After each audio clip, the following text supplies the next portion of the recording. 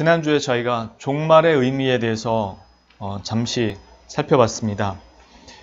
이미와 아직이라는 그 사이에 저희가 있다라는 것을 보았죠. 이미 하나님 나라가 이 땅에 도래했다는 것과 그러면서도 아직은 그 완전히 극치를 이루는 하나님 나라가 아직 도래하지 않은 그 중간에 종말을 살고 있다고 저희가 지난주에 말씀을 통해서 보았죠.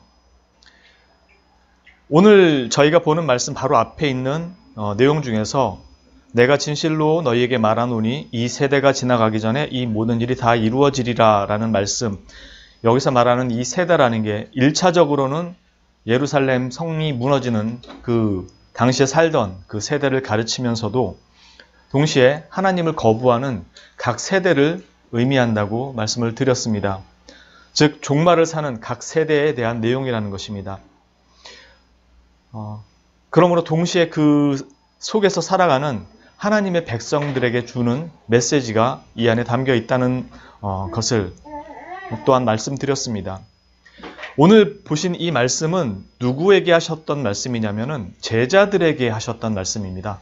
다른 사람이 아닌 예수님께서 자신의 그 제자들에게 이 예루살렘이 무너질 것에 대한 말씀을 주셨던 것입니다. 즉 오늘 이 말씀도 종말을 사는 제자들의 삶이란 어떤 것인가를 결국 이야기하고 있다는 것을 저희가 살펴보고자 하는 것입니다. 저희가 먼저 이 말씀을 통해서 살펴보기 전에 저희가 이 말씀을 읽고 흔히들 생각하게 되는 것이 기도하며 깨어 있으라라는 그 사실입니다. 보시는 것처럼 너희는 스스로 조심하라. 그렇지 않으면 방탕함과 술 취함과 생활의 염려로 마음이 둔하여지고 뜻밖의 그날이 덫과 같이 너희에게 임하리라 라고 말씀합니다. 그러면서 이날은 온 지구상에 거하는 모든 사람에게 임하리라.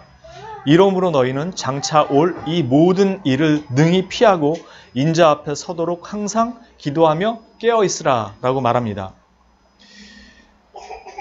기도하며 깨어 있어야 하는 이유가 뭔가라고 했을 때 오늘 문맥을 통해서 본다면 장차 올 이 모든 일을 능히 피하기 위함이고 또 하나는 인자 앞에 서도록 하기 위함이 이 기도하며 깨어 있어야 할 이유라고 말씀합니다.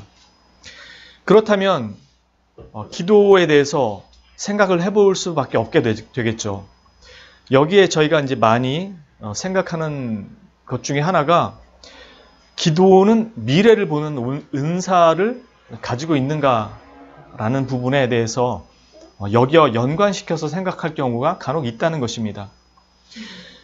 즉 오늘 문맥을 이해할 때 이런 환난으로부터 피할 수 있는 길을 보여주는 특별한 은총의 도구가 기도란 소리인가, 저희가 그렇게 생각할 수 있다는 것이죠. 또 실제로 그렇게 생각하시는 분들도 많이 있고요. 그것은 전에도 말씀드렸지만 우리가 성경을 통해서 가장 먼저 보게 되는 것은 뭘 해야 되는가의 문제나 아니면 어떻게 해야지 어떤 결과들을 얻어낼 수 있는가에 대한 이야기가 아니라는 사실입니다. 우리가 항상 먼저 보아야 하는 것은 하나님은 어떤 분이신가, 하나님은 누구이신가를 성경을 통해서 보는 게 가장 첫 번째입니다. 그리고 그분이 누구이신가를 통해서 본 후에 우리는 그렇다면 어떻게 그 하나님의 말씀에 응답하는 것인가를 본다는 것이죠. 하나님은 여러분들이 잘 아시는 것처럼 이미 우리는 소요리를 통해서 많이 배웠지만 하나님은 신실하시고 변함없으시고 자신의 계획과 뜻 그리고 이 내용들을 변경하시는 분도 아니시고 외부에 의한 어떤 외부적 요인으로 하나님의 계획이 변경되지도 않을 뿐만 아니라 심지어 자신의 이후 어떤 의지에 의해서도 이 계획과 뜻이 변경되는 분도 아니라는 사실입니다.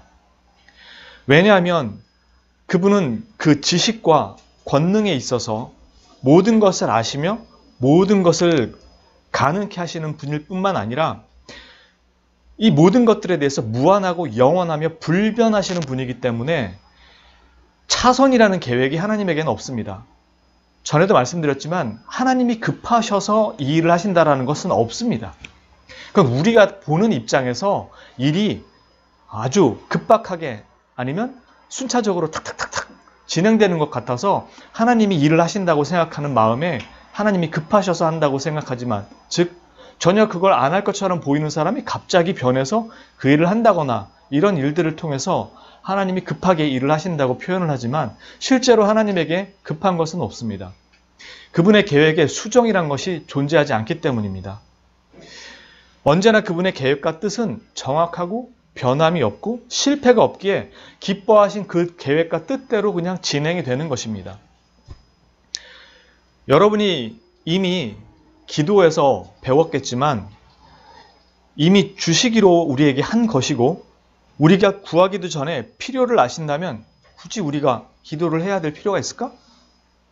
이런 생각을 할 수가 있겠지만, 그러나 하나님은 필요한 것을 주시기 위해서 우리가 그 받게 되는 수단과 방편도 예비를 하셨습니다. 하나님은 그것을 주시기 위해서 기도라는 방편을 우리에게 주셨고 그것들을 통해서 받게 하신 것입니다. 그리고 그 기도를 통해 성취하도록 하심으로 말미암아 하나님의 응답과 우리의 기도의 간구에 대한 하나님의 선하신 응답과 은혜에 대한 확신을 가질 수 있도록 하신 것입니다. 즉 하나님은 어떠한 일을 이루기 위해서는 그 수단과 방편도 다 예비하셨기 때문에 실패나 차선이라는 것이 존재하지 않는다는 것입니다. 반대로 그렇게 애타고 구해도 안 주신다면 그건 뭐지? 라고 하는 것들에 대해서는 이미 여러분도 다 배우셨겠지만 야고보서 4장 3절 말씀처럼 구하여도 너희가 받지 못함은 정력으로 쓰려고 잘못 구하기 때문이라. 하나님께서 하시는 모든 일과 계획에는 부족함이나 내지는 차선이나 실패라는 개념이 존재하지 않습니다. 우리가 볼 때 어떠한 일들이 어그러지고 틀어진 것 같이 보일 때 우리는 실패라고 생각하고 하나님의 계획이 사단에 의해서 방해를 받았다고 생각을 할지 모르지만 하나님은 그 계획과 그 모든 방편들이 차선으로 준비되지 않기 때문에 사단이 틈탄다거나 우리의 실패와 우리의 실수가 하나님의 모든 뜻과 계획 안에는 다 준비가 되어 있으신 것입니다. 그건 나중에 저희가 또 예정이라는 부분을 따로 언젠가 다룰 기회가 있겠지만, 그리고 이미 다 배운 것이지만 그것은 우리의 실수와 우리의 죄와 우리의 연약함으로 인해서 생긴 일들이지 하나님의 부족함으로 인해 생긴 일들은 아닙니다. 그리고 우리의 그 모든 연약함과 부족함은 하나님께서 이미 아시는 것이고 하나님은 그것들을 통해서도 하나님의 계획을 성취하기 위해서 이 모든 일들을 다 그분의 선하신 그리고 기뻐하신 뜻 안에 다 포함시켜서 준비를 하셨다는 것입니다. 다만 그런 실패는 하나님께서 왜 겪게 하셨을까라고 하셨을 때 우리의 연약함을 통해서 우리의 스스로를 보게 하시고 또 우리가 거기에 도전함으로 승리를 통해서 하나님의 은혜와 응답이 그 속에 항상 있다는 것을 확인케 하심으로 믿음의 성장을 이루게 하신다는 것입니다. 40일 금식 기도했다고 믿음이 자라지 않게 하셨다는 겁니다. 그런 식으로 하나님은 우리에게 믿음을 주지 않습니다. 현실에서 부딪히고 겪으면서 자라게 하시는 것이죠. 우리는 기도를 통해 성경 말씀을 더 바르게 순종하는 자리로 찾아가는 것이고 동시에 성경 말씀을 통해 기도의 자리, 올바른 기도의 자리가 무엇인지를 찾아가게 하시는 것입니다. 즉 말씀과 기도는 분리가 되어 있지 않습니다. 그래서 기도를 은혜의 방편이라고 부르는 것이고 말씀을 은혜의 방편이라고 부르는 것입니다. 이 은혜의 방편을 그리고 이 은혜를 어떻게 우리가 이해하느냐에 따라서 기도의 내용과 양식이 바뀌게 되는 것입니다. 이게 대단히 우리에게 중요한 부분입니다. 주기도문의 궁극적인 그 내용을 나중에 여러분들이 소요리 배울 때 지금 배우고 계시는 뒷부분에 나올 겁니다. 배우시겠지만 기적을 행하는 것이 기도의 주요 핵심이 아닙니다.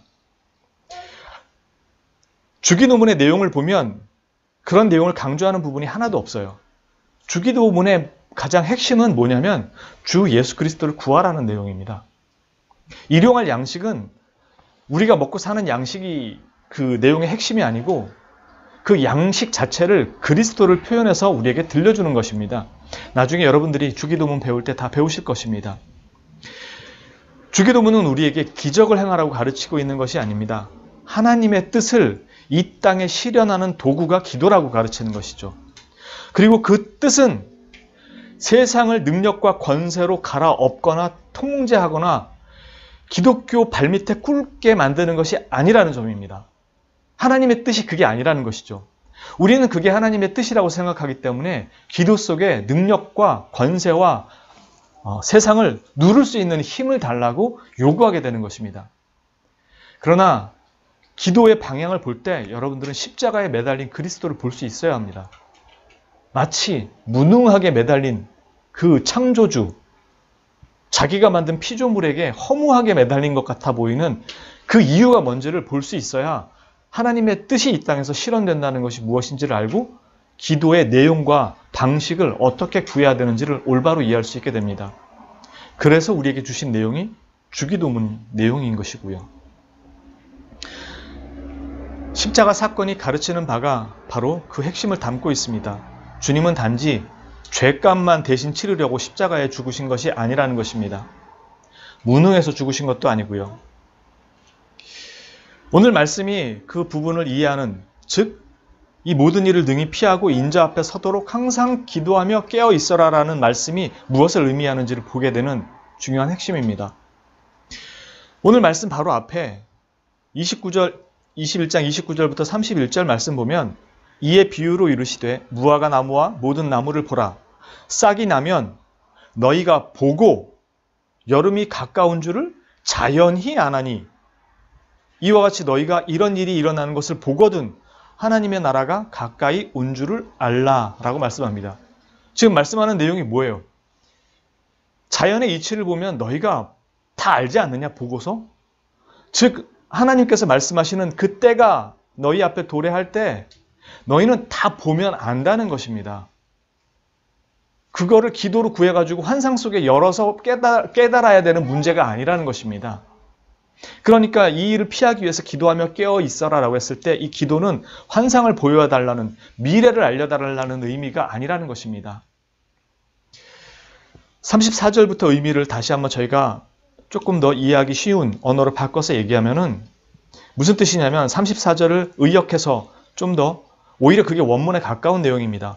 번역하자면 너희는 방탕과 술 취함과 세상살이와 같은 그런 걱정으로 인해서 너희의 마음이 짓눌리지 않도록 하고 또한 그 날이 덫과 같이 갑자기 너희에게 닥치지 않도록 이 두 가지 이유, 마음이 짓눌리지 않도록 그리고 너희에게 갑자기 닥치지 않도록 너희 스스로에게 조심하라, 주의하라 라는 게 이 의미입니다. 그러니까 마음이 짓눌리지 않도록 하기 위해서는 술 취함과 방탕과 세상살이 걱정으로부터 벗어나야 된다는 것이죠. 이 의미를 좀 더 풀어서 이야기하고 있는 게 바로 바울 서신서에 나와 있는 그 에베소서에 나와 있는 이야기입니다. 저희 에베소서 잠깐 함께 보실게요. 315페이지입니다.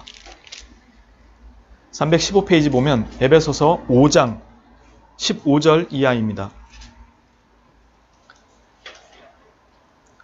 315페이지 에베소서 5장 15절 이하의 말씀입니다. 18절 한번 볼게요. 술 취하지 말라. 이는 방탕한 것이니 오직 성령으로 충만함을 받으라.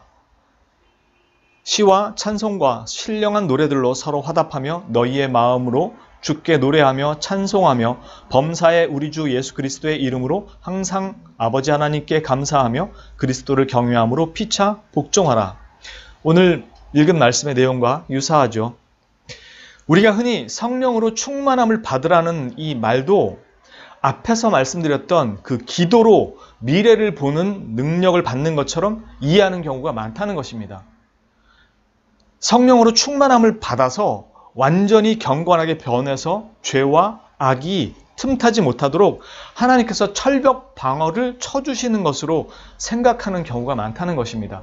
이 성령 충만함을 받으라는 말을 우리가 그렇게 이해하는 경우가 많다는 것입니다. 그래서 이런 철벽 방어의 이 성령 충만의 이 능력을 얻기 위해 불철주야 기도하며 봉사하고 헌신하며 하나님께 그 특혜로 보상으로 이 성령 충만함을 받으려고 하는 경우가 많다는 것입니다. 이건 완전히 거꾸로 된 것입니다. 이 성령 충만함이란 다음에 또 우리가 시간이 될 때 그때 다루겠지만 간단히 얘기한다면은 이것이 지금 말씀한 이 삶을 살지 못하는 자들, 실패하는 자들을 위해서 베푸신 은혜가 성령 충만함입니다. 이렇게 하면은 성령 충만함을 받는다거나 성령 충만함을 받아가지고 그것을 행한다는 의미가 아니고요. 실패하는 자들에게 베푸시는 은혜가 성령 충만이라는 의미입니다. 이렇게 성령 충만함이 어떤 결과를 만들어내는지가 뒤에 나오는 내용입니다. 능력을 행사하고 세상을 향해 권능의 증거로 세상의 방식으로 세상을 묶는 그런 것이 아니라는 것을 지금 뒤에 말해주고 있습니다. 이 결과는 시와 찬송과 신령한 노래들로 서로 화답하게 하고 우리의 심령으로부터 나오는 주 예수 그리스도를 통해 주어진 하나님의 은혜에 대한 그 감사를 찬양하는 것이고 그것은 그리스도를 경외하는 그 경외심으로 서로에게 그리스도께 하듯이 그렇게 복종하게 되는 것이라고 말합니다. 즉 성령 충만함이라는 것이 만들어내는 결과들이 이런 것이지 능력과 권세로 세상을 내 발밑에 깔아서 즉 기독교의 발밑에 깔아서 기독교가 그 위에 군림하면서 모든 학교를 미션 스쿨화 시켜서 온통 다 예수님 믿게 만들어버리고 세상을 다 예수님 발밑에 꿇게 만들어서 기독교 아래 종속되게 만드는 것이 성령 충만함의 능력의 결과라고 말하지 않는다는 것입니다. 그런데 이 성령 충만을 지금 어떻게 이야기하고 있냐면 술 취하지 말라는 사실과 대비시켜서 이야기하고 있습니다. 술은 자신의 제어 능력을 상실하는 것이기에 성령 충만을 받으라고 말씀하는 것은 스스로를 제어할 수 있도록 하라는 말씀과 같은 의미가 됩니다. 즉 술로 채워진다는 것이 세상의 지배에 의해 잠식된다는 것을 의미한다면 성령으로 채워진다는 것은 하나님의 지배에 의해 잠식된다는 것을 의미하는 것입니다. 즉 술 취하지 말라 이는 방탕한 것이니 성령으로 충만함을 받으라 라는 것은 세상에 의해 지배되고 세상의 사상과 가치에 의해서 휘둘리는 사람이 되지 말라는 것이고 성령으로 충만함을 받으라는 것은 하나님의 말씀으로 하나님으로부터 오신 하나님으로부터 주어진 것들에 의해 통제되는 사람이 되도록 하라는 것입니다. 그래서 이 성령 충만에 관한 말씀은 바로 15절 앞에서 보듯이 이렇게 시작합니다. 그런즉 너희가 어떻게 행할지를 자세히 주의하여 지혜 없는 자같이 하지 말고 오직 지혜 있는 자같이 하여 세월을 아끼라. 때가 악하니라. 그러므로 어리석은 자가 되지 말고 오직 주의 뜻이 무엇인가 이해하라. 술 취하지 말라. 이는 방탕한 것이니. 이렇게 나가는 것입니다. 술에 이 성령으로 충만함을 받도록 권면하는 이유가 세상 풍조에 휩쓸리지 않고 하나님의 법을 따라 살도록 하기 위함인 것이죠. 능력 행사가 아니라요. 술에 취하듯이 세상에 잠식되어 있으면 하나님의 법은 그 사람의 귀에, 눈에 들어오지 않게 되고 그 안에서 중간 상태라는 개념 없이 그냥 육체를 따라 휩쓸려가기 때문입니다. 즉 성령에 붙들림 바 된 그리고 성령 안에 거하는 자, 즉 하나님의 법의 안에 거하는 자가 아닌 사람은 세상을 안 따라간다고 하더라도 그냥 그 자체로 휩쓸려가게 된다는 것입니다. 왜냐하면 그 안에 거룩함이란 존재할 수가 없기 때문에요. 그게 갈라디아서 5장 16절부터 18절까지 저희가 이미 보았던 말씀입니다. 바로 앞으로 몇 장 넘기시면 바로 갈라디아서입니다. 308페이지입니다. 갈라디아서 5장 16절부터 18절 말씀입니다. 저희 함께 한번 봉독해 보도록 할게요. 갈라디아서 5장 308페이지 갈라디아서 5장 16절부터 18절까지 말씀입니다. 함께 봉독합니다.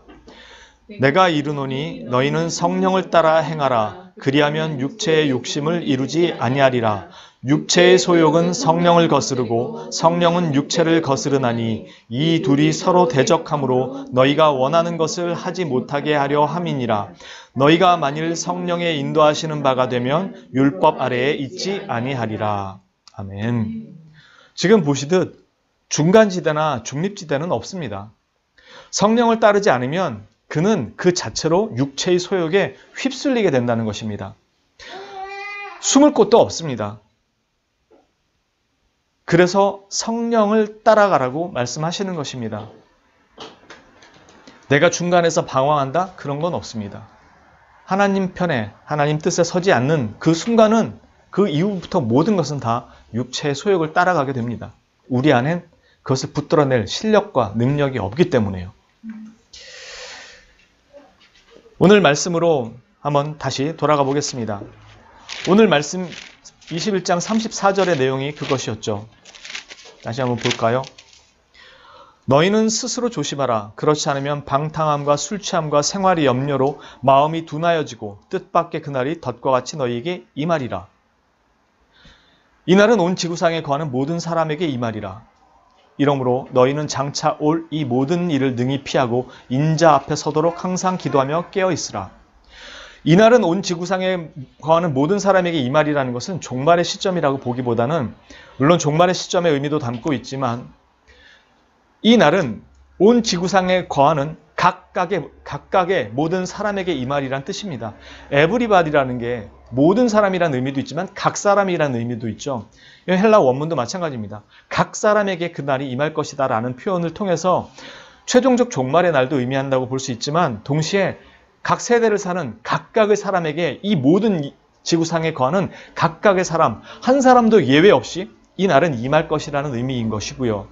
이러므로 너희는 장차 올 이 모든 일을 능히 피하고 인자 앞에 서도록 항상 기도하며 깨어 있으라는 이 말씀은 미래를 안다는 그리고 미래를 본다는 것으로 피한다는 의미가 아니고 기도하며 깨어 있으라는 이 말씀은 이 둘을 별개로 하는 말씀이 아니라는 것이고 항상 기도하면서 깨어 있으라는 말씀입니다. 그냥 깨어 있고 그러다가 때 되면 기도하고 또 깨어서 정신 차리고 있다가 또 지내고 그러다 생각나면 또 기도하고 또 필요하면 또 기도하고가 아니라 깨어있는 자세는 언제나 기도하는 자세라는 것입니다. 이 둘이 별개가 아니라는 거예요. 그러니까 기도한다라는 의미는 우리가 생각하는 것처럼 두 손 모으고 무릎 꿇고 하나님 앞에 기도하는 단지 그 자세만을 의미하는 것이 아니고 우리가 살아가는 모든 순간이 기도하는 그 삶의 자세와 똑같다는 것입니다. 그러니까 이 기도라는 것은 궁극적으로 하나님에 대한 절대적 의존, 신뢰를 의미하는 것입니다. 즉 우리가 하는 기도라는 것의 의미는 내게서는 그것을 지켜나갈 아무런 능력이 없다는 고백이고 하나님에 대한 온전한 의존이죠. 그러니까 우리 삶은 매 순간순간이 기도의 삶인 것이에요. 그러니까 형식을 차려서 기도하는 것이 아니라 내가 깨어있기 위해서는 기도할 수밖에 없고 기도하는 것 자체가 내 삶을 깨운다는 것입니다. 그러니까 미래를 보여주시고 알려주시는 것으로 내 삶을 열어가는 것이 아니고 술 취하지 않고 방탕하지 않고 세상의 걱정으로 휩쓸리지 않기 위해서 항상 나는 기도하며 깨어있을 수밖에 없다는 것이고 그래야 한다는 것이죠. 그것이 성령 충만함을 받으라는 말씀이고 성령을 따라 행하라는 말씀과 같은 말씀인 것이고요. 그러니 성령 충만함이라는 위로부터 능력을 받아서 내가 보호막을 씌워져 가지고 어떻게 세상을 살아간다는 그런 의미가 아닙니다. 성령 충만은 술 취하지 않은 자의 모습인 셈이고 세상의 지배에 끌려가지 않는 자를 말합니다. 하나님의 법에 그 지배를 따라가려고 힘쓰는 자를 말하는 것입니다. 그래서 이 사람은 장차 올 이 모든 일을 능히 피하는 자가 되는 것입니다. 멸망의 아들이 되지 않는 자리에 서게 되는 것이니까요. 이 자리를 피하는 것은 미래의 환상을 보고 은사를 받아서 알고 피하는 것이 아니라 주님의 길을 따라가기에 피하는 자가 되는 것입니다. 즉 성령을 따라서 그 길을 따라가기에 세상의 길을 따라가지 않고 주님의 길을 따라가기에 세상의 그 길에 서지 않는 피하는 멸망의 길을 피하는 자가 되는 것입니다. 어떤 길이 바른 길인지를 술에 취해 있지 않고 주님에게 취해 있는 자가 되었기에 세상의 지배를 받는 자가 아닌 주님의 지배를 받는 자가 되었기에 멸망을 피할 수 있게 되는 것이죠. 자연스럽게. 마치 꽃이 피면 열매가 맺혀질 것을 아는 자연스러운 암처럼 주님을 따라가게 되면 내가 그 열매를 맺으려고 애쓰지 않아도 자연스럽게 그 결과를 알고 피해가며 그 열매를 맺게 되는 것처럼 그렇게 자연스럽게 된다는 것입니다. 즉 내가 애써서 힘써서 그 열매 자체에 집중하지 않고 오직 그리스도에게 집중함으로 자연스럽게 맺을 수 있다는 것입니다. 무화과나무에서 잎이 나는 것을 보고 여름이 가까운 줄 아는 것은 이스라엘 사람이라면 누구나 다 아는 것이지 능력받아서 아는 것이 아닙니다. 그렇듯 너희도 이런 일이 일어나는 것을 보거든 하나님의 나라가 가까이 온 줄 알라고 다른 사람들이 아닌 바로 주님의 제자들에게 말씀하신 것입니다. 우리가 그분의 제자라면 우리도 잎을 보고 여름을 볼 수 있어야 하는 것이 맞죠. 그래서 우리는 육체의 고통과 고난은 받을지라도, 즉 이 모든 일을 능히 피한다고 했을 때 이런 육체의 고난과 고통이 피해지는 것이 아니라는 것입니다.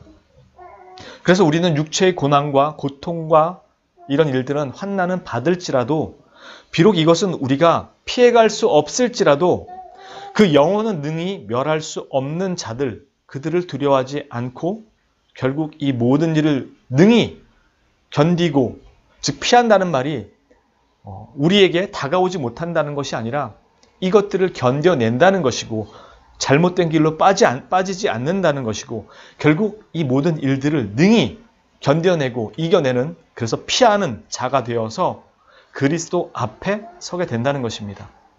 그래서 항상 기도하면서 깨어 있으라고, 깨어있는 자가 되라고 얘기합니다. 원문 같은 경우는 기도하면서는 분사, 형용사로 나타나 있고 깨어 있으라가 동사예요.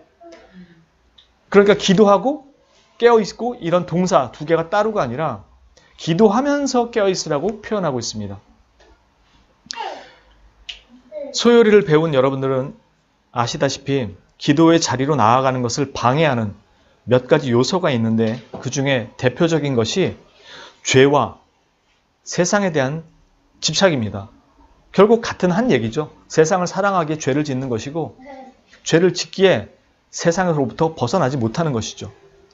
오늘 말씀 34절에 보는 것처럼 방탕함과 술취함과 생활의 염려로 그의 마음을 둔하게, 짓눌리게 만드는 것입니다. 이 원문은 짓눌린다는 뜻입니다. 둔하여졌다는 것이. 그리고 덫과 같이 그날이 임하는 것도 깨닫지 못하게 됩니다. 그리고 우리를 영적 무지 가운데로 끌고 가서 무엇을 기도해야 하는지도 모르게 만들어버려서 기도의 내용을, 이 회피의 개념을 능력과 환상과 예지, 예언, 치유 같은 것으로 기도의 본질적인 의미보다 그 결과 자체에 더 예민하게 집착하게 만들어버립니다. 기도가 향하는 본질적인 의미를 잃고 거기에 나오는 결과물들에 집착하게 만드는 것이죠.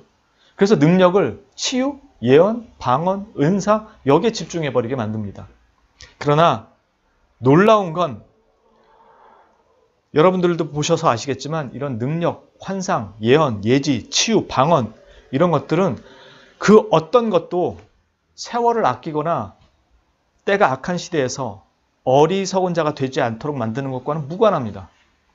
그래서 이런 능력을 행한 사람들이 다 실족하기도 하고 전혀 다른 삶, 전혀 거룩과는 관련 없는 잘못된 길에서 능력만 구하는 허우적대는 삶을 살다가 끝나기도 합니다. 저희 교단의 목사님들 중에서는 이런 능력 행하는 분들도 많이 계세요. 근데 이분들 다 이 능력 거두어가 달라고 기도하시고 지금은 다 능력을 반납하신 분들이 대부분이에요. 왜냐하면 그것이 목회를 하는데 실제적으로 유익을 주지 않는 경우가 더 많다라는 것을 그분 삶에서 보셨기 때문에 오히려 내게 말씀으로 나를 붙드서서로 돌이켜 오셔서 우리 교단에 들어오신 분들이 더 많아요. 이걸 부정하는 게 아니고 우리가 기도의 본질을 놓치게 되면 이 귀한 선물, 은혜들도 잘못된 것으로 다 변질되기 쉽다는 것입니다. 그래서 우리가 어디로 서야 되는지 기도의 방향과 본질을 모르면 항상 그 방향은 잘못된 곳으로 갑니다. 왜냐하면 사단이 손 놓고 있질 않기 때문입니다. 사단은 이런 것 다 사용해요. 하나님께서 우리에게 하시는 것들을 다 옆에서 회방합니다. 아담과 하와에게 뱀이 그랬듯이요. 그래서 기도는 우리의 소원을 주께 아뢰는 것이지만 그 내용은 내 뜻이 아니라 주님의 뜻을 찾아가는 것이고 그것에 순종하는 결과를 만들도록 하는 것이고 그 결과는 하나님의 영광에 이르도록 하게 하는 것들입니다. 그래서 기도가 깊어지면 깊어질수록 내 생각과 내 뜻이 아닌 하나님의 뜻과 하나님의 계획이 내 안에서 성취되기를 기도하는 내용으로 바뀌는 것이고 그건 어디서부터 시작이 되냐면 하나님을 아는 만큼 그분이 어떠한 분이신지를 내가 이해하고 알고 믿어가는 그 믿음의 크기만큼 그 영광의 크기와 깊이와 기쁨과 감사도 알아가면서 기도 내용이 변하게 되는 것이고 내 신앙 자세도 변하게 되는 것입니다. 우리는 하나님을 거부하는 이 세대 속에서 하나님의 사람으로 이 종말의 세대를 살도록 부름받은 사람들입니다. 그리고 우리에게 요구하신 하나님의 사람의 그 삶의 방식이 세상이 놀랄 만한 어떤 기적을 행하고 능력을 행하는 삶이 아니라 피해갈 수 없는, 도망갈 수 없는 이 현실을 믿음으로 버티고 넘어가는, 그리고 세상에 지지 않고 세상의 가치와 사상에 지배받지 않고 그리스도인으로서 내 앞에 놓여있는 모든 불편한 현실들을 직시하고 마주하고 그 안에서 그리스도의 삶을 지키고 순종하며 승리하며 살아가는 것을 우리 종말을 사는 우리 삶의 자세라고 성경이 이야기하는 것입니다. 종말을 사는 그리스도인은 이 그리스도인의 그 삶은 종말의 때나 그 이후 하나님 나라에서나 크게 다르지 않습니다. 우리는 이미 도래한 하나님 나라의 백성으로 이 땅에서 살아가기 때문에 그렇습니다. 만일 누군가 천국 티켓을 얻기 위해 하나님의 법을 따르는 흉내를 잠시 내고 있다면 그는 이후에 이런 삶도 요구하신다는 것을 알고 그런 삶의 연속성에 있다는 점을 생각하면 그 사람은 오히려 더 그 이후의 삶이, 주님 나라의 삶이 피곤하고 짜증스러울 것입니다. 그리고 그 나라의 필요성도 더 이상 느끼지 못할 것입니다. 그 나라까지 가서 그러고 살아야 돼? 라고 생각할 때니까요. 그러나 하나님의 백성으로의 삶과 그 법이 이 땅에 사는 동안에 오히려 기쁨이고 즐거운 사람, 그리고 그것이 내 자신에게 유익이고 은혜고 감사인 것을 아는 사람은 언젠가 완전하게 도래할 그 나라는 더욱 소망과 기쁨 가운데 바라보는 그런 나라가 될 것입니다. 왜냐하면 그 나라의 주인은 여전히 변함없이 우리의 하나님이시고 나는 그분의 법에 순종하며 살아가는 백성이라는 것이 변함없기 때문입니다. 우리는 세상이 옳다고 주장하고 맞다고 주장하는 것에 끌려다니지 않고 하나님의 뜻에 따라 삶의 순간들을 선택하고 믿음의 걸음을 걸으며 하나님의 길을 따르는 그리스도의 제자로 살아가는 존재들입니다. 고린도전서 1장 25절부터 31절에 말씀하시기를 함께 보도록 하겠습니다. 고린도전서 1장 함께 보도록 하겠습니다. 264페이지입니다. 264페이지, 신약성경 264페이지, 고린도전서 1장 25절부터 31절까지 말씀입니다. 함께 한 목소리로 25절부터 31절까지 봉독합니다. 하나님의 어리석음이 사람보다 지혜롭고 하나님의 약하심이 사람보다 강하니라. 형제들아, 너희를 부르심을 보라. 육체를 따라 지혜로운 자가 많지 아니하며 능한 자가 많지 아니하며 문벌 좋은 자가 많지 아니하도다. 그러나 하나님께서 세상에 미련한 것들을 택하사 지혜 있는 자들을 부끄럽게 하시려고 세상에 약한 것들을 택하사 강한 것들을 부끄럽게 하려 하시며 하나님께서 세상에 천한 것들과 멸시받는 것들과 없는 것들을 택하사 있는 것들을 패하려 하시나니 이는 아무 육체도 하나님 앞에서 자랑하지 못하게 하려 하심이라. 너희는 하나님으로부터 나서 그리스도 예수 안에 있고 예수는 하나님으로부터 나와서 우리에게 지혜와 의로움과 거룩함과 구원함이 되셨으니 기록된 바 자랑하는 자는 주 안에서 자랑하라 함과 같게 하려 함이라. 아멘. 저와 여러분은 이 세상 풍조를 따르지 않고 하나님의 법을 따라가는 자들입니다. 세상이 옳다고 주장하고 세상이 맞다고 주장하는 것, 그래야만 강할 수 있고 그래야만 온전할 수 있다라고 주장하는 것들에 대해서 우리는 오히려 약한 것을 들어서, 미련한 것들을 들어서, 천한 것들을 들어서 세상에 강하고 옳다고 주장하는 것들을 능히 이기게 하시는, 그리고 그게 맞다는 것을 보게 하시는 하나님의 말씀을 따라가는 그런 하나님의 거룩한 성도들입니다. 저와 여러분은 이 믿음으로 이 세대를 살아가는 사람들입니다. 술 취하지 마십시오. 자신 스스로가 성령으로 충만함을 받는 자가 되도록 하십시오. 그것을 위해 기도하는 자로 깨어 있으십시오. 개념만 아는 사람이 아니라 아는 것을 삶 속에서 실현하는 자가 되도록 스스로를 훈련시키시고 만드십시오. 훈련하시고 노력하시고 애쓰셔야 됩니다. 그때가 되면 훈련하고 노력하고 애쓰고 말씀하신 대로 실천하기 위해서 도전하는 그 자리에 서면 비로소 진실하게 나의 밑바닥을 보고 자신의 한계와 무능함과 깊이 뿌리 박힌 자신의 나태함과 완악함과 죄성을 발견하게 됩니다. 그리고 그 자신의 밑바닥을 보면서 비로소 십자가를 올려다볼 수 있게 되고 이런 나를 위해 죽으신 그리스도의 은혜, 사랑, 용서, 자비 이런 우리에게 하신 그 말씀들을 비로소 볼 수 있게 됩니다.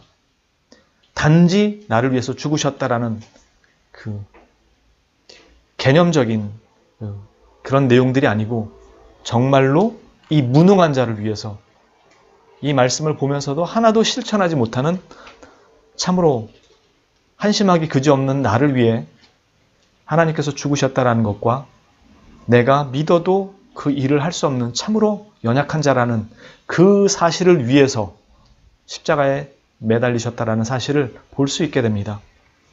그때야 비로소 은혜를 구하고 그 은혜 베푸심을 감사하고 간구하며 기도의 자리에 서게 되는 것입니다. 그렇게 기도하면서 깨어있게 될 때 갈 방향이 보이고 술 취하지 않고 방탕하지 않으며 세상의 풍조에 휩쓸려가지 않게 됩니다. 저와 여러분 모두 이 믿음의 도전과 승리를 만끽하는 매일의 삶을 누리시는 하나님의 복된 성도들이 되실 수 있기를 주님의 이름으로 축원합니다. 기도합니다. 거룩하신 주님, 우리의 사는 이 삶의 세대가 주님의 부르심을 따라 이 종말의 세대를 사는 그 세대임을 다시 한번 보게 됩니다. 그러나 주님은 우리에게 기도하며 깨어있으라고 말씀하십니다. 그것은 이 세상의 풍조와 이 술 취함과 방탕함 같은 세상의 걱정거리들로 휩쓸려가지 않도록 하기 위해서 하나님의 길을 따라감으로 말미암아 비로소 이 모든 일들로부터 우리가 피함을 받을 수 있게 되고 거룩하신 주님 앞에 서게 될 수 있음을 우리에게 알리고 계시기 때문입니다. 주님, 저희가 항상 주님 앞에 기도하며 깨어 있어서 이런 세상의 풍조가 아닌 주님의 법에 따라가게 하시고 세상이 맞고 옳다고 주장하는 것들에 대해서 하나님의 말씀으로 그것을 판단하고 바른 분별을 통해 주의 말씀 앞에 서는 자들 될 수 있도록, 그리고 단지 머리로 아는 자들이 아니라 삶으로 실천하고 옮기는 하나님의 거룩한 백성 될 수 있도록 인도하시고 지키시며 또한 힘 주시고 성령님께서 의지를 더욱 새롭게 하셔서 연약한 우리들을 일으키셔서 싸워나가 승리하는 자리까지 인도해 주시기를 간절히 소망합니다. 주여 은혜 가운데 함께해 주옵시고 우리의 남은 모든 삶도 주님께서 친히 인도하시며 이끌어 주실 줄로 믿고 감사드리오며 우리의 거룩하시고 유일한 구원주여 인도자 되시는 구주 예수 그리스도의 이름으로 기도합니다. 아멘.